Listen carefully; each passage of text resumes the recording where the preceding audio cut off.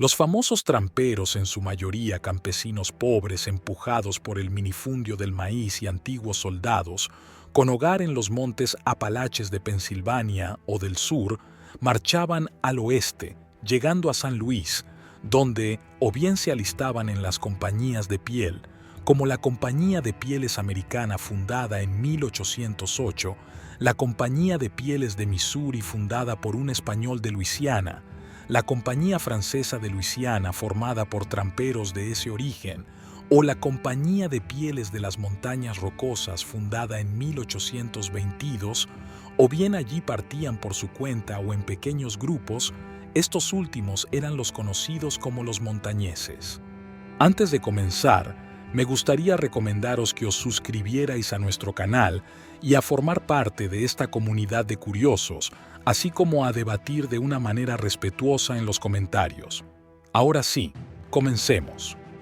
Los que se alistaban en las compañías firmaban un contrato por varios meses, recibían un sueldo en proporción a las pieles obtenidas y eran liderados de forma militar por capitanes de la compañía. Estas eran una verdadera y lucrativa empresa capitalista con accionistas y su presidente.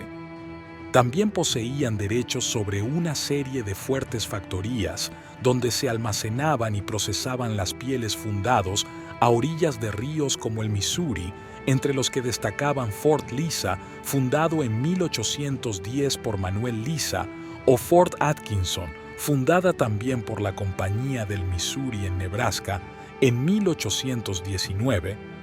Los fuertes más accesibles y cercanos a la frontera estadounidense recibieron apoyo del ejército estadounidense para defender los intereses peleteros de los ataques indios o la intromisión de los tramperos canadienses.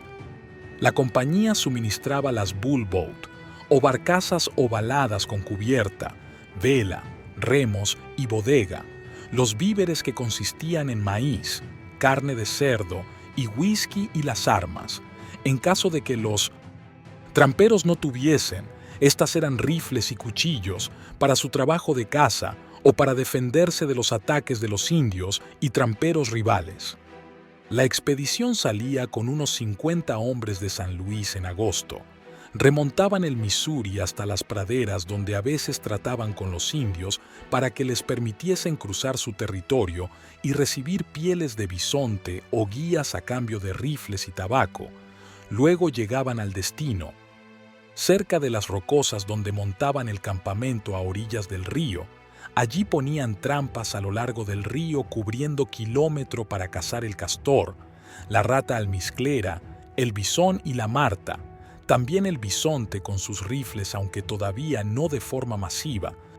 Después desollaban a sus presas, cargaban las pieles en fardos que pesaban 30 kilos y las llevaban a hombros al campamento. Linces, osos y lobos a veces eran objetivos de los tramperos.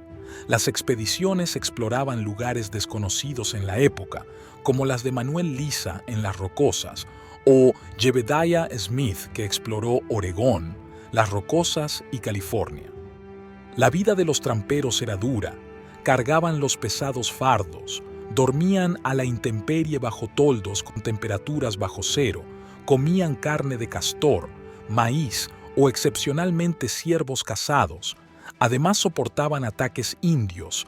Estos eran expertos guerreros curtidos en combates tribales. Conocían el terreno, estaban armados con cuchillos, hachas, flechas y también con rifles, y atacaban a los tramperos. Por tratar con pueblos indios enemigos como los Pies Negros, que masacraron expediciones de la Compañía del Missouri, por tratar con los Crow, por haber entrado en sus zonas de caza, o por obtener un bisonte como los Sioux. Algunas de estas tribus siguieron cultivando como los Akira. Otros pueblos siempre fueron cazadores como los Pies Negros y Comanches.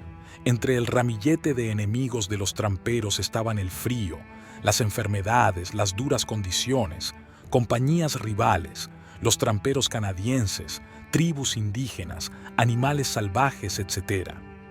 En diciembre el frío y la nieve empujaban a los tramperos a embarcar con las pieles.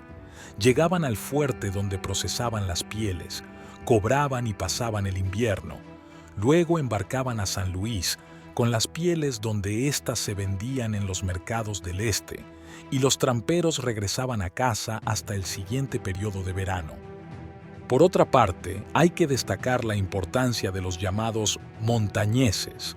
Estos eran tramperos y exploradores que por su propia cuenta se pasaron a vivir al oeste, estableciéndose mucho de ellos en las compañías en los fuertes. Algunos acababan enrolándose en las compañías, y más tarde como guías de caravanas de colonos a California, o como guías del ejército de este país durante la conquista del oeste y derrota de las tribus indias entre 1865 y 1895, cuando tras la Guerra Civil estadounidense el país podía construir ferrocarriles al oeste, enviar un sinfín de soldados con armas modernas contra los indios y asentar millones de emigrantes europeos que llegaban a los puertos, momento en el que también acaba el modo de vida de los tramperos y la trata de pieles en el oeste para dar paso a los colonos, mineros atraídos por el oro, los rebaños de vacas y los ricos y fértiles campos. El Renacido es una película dirigida por Alejandro González Iñárritu, basada en parte en la novela homónima de Michael Punke.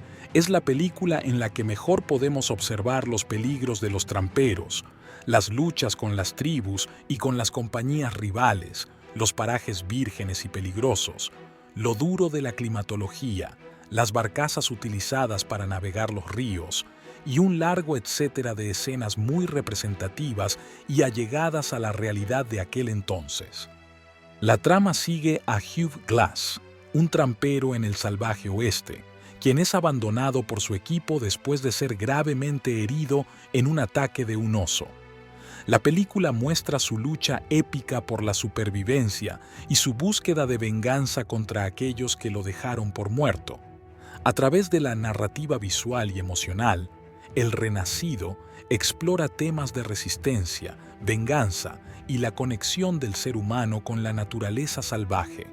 La actuación destacada de Leonardo DiCaprio en el papel principal y la dirección magistral de...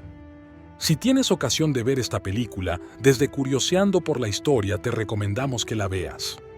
Y hasta aquí el vídeo de hoy. Espero que hayáis viajado por el apasionante mundo de la historia y que os hayamos trasladado lo que estos hombres vivieron en esa época. No olvides comentar si tienes algún dato curioso más y suscribirte para más vídeos históricos y curiosos. Un saludo.